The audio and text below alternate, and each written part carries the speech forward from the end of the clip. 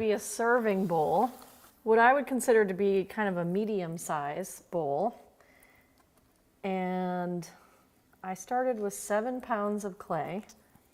When I center the clay, what I do is hold my arm stable like this, and I'm pushing with my left hand and then pulling in with my right hand to make the clay go up. And then at the top, I'm going to make sure I don't trap any water or air in there. And then when I go back down, I'm pushing down with my right hand and in with my left hand at the same time. And so really, this is the part of the clay that's becoming centered.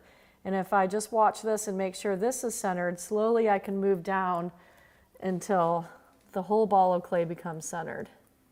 And then when I get to the bottom, I'm pulling in with my fingertips. The hardest part to center is always this bottom part of the piece of clay. So when I get to the bottom, I'm using my fingertips of my left hand to pull inward to make sure this bottom edge stays centered. Okay, then I'm going to open the center. I always make sure I know that I'm in the middle before I start opening it, because if you get it centered and you don't get the hole in the middle, then the whole thing is off center. So unlike a cylinder, a bowl starts off with a curved bottom. So on a cylinder, I would open the bottom flat and then have the wall go up at a 90-degree angle. With a bowl, I'm going to start off creating a continuous curve in the beginning that I'm going to try to keep throughout the entire process of throwing the bowl. So I'm starting out making a curved shape that when I go to compress it, I'm redefining that curve over and over again. Okay, so once I've established that inside curve and compressed the bottom, then I'm going to start pulling up the walls.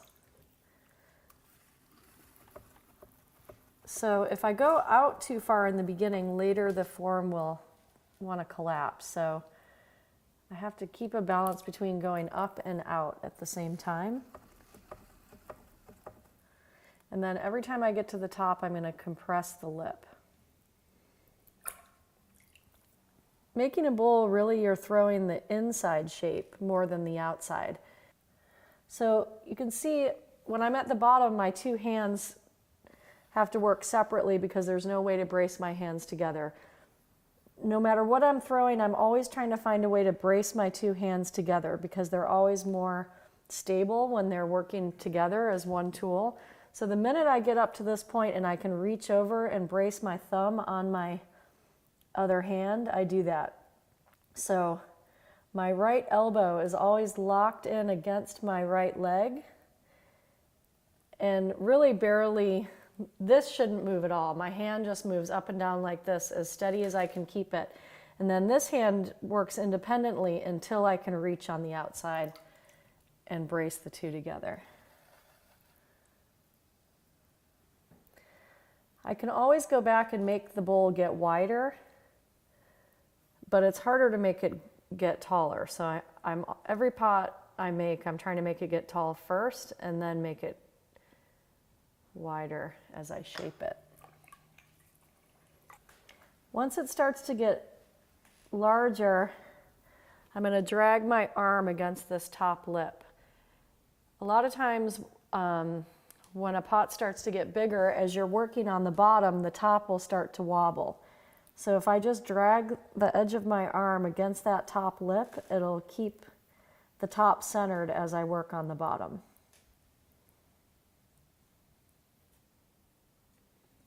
It did take 25 years to be able to say this would be medium size.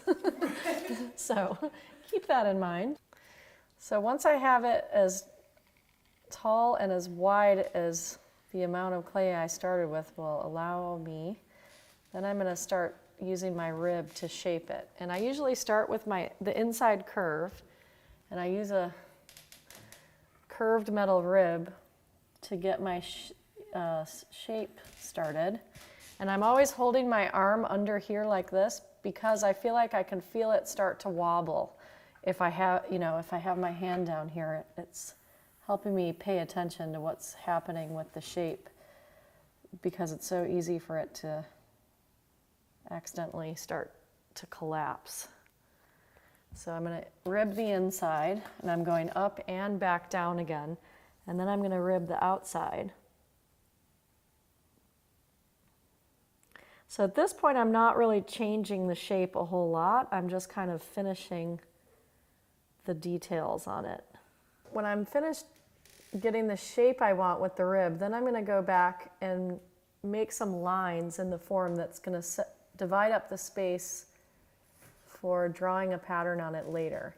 So I'm using the edge, the 90-degree angle corner of my metal rib, and again I'm always holding one hand with the other hand to keep it steady, and I'm just going to hold it in here and make a mark all the way around. So the lower area is going to be glazed, and then this area up here is going to have a drawn pattern. Okay, so when I created this line with my rib on the inside, it pushed the clay out, and you can see where that mark is on the outside. So I'm going to go back and make the same line on the outside so that it coordinates with the inside.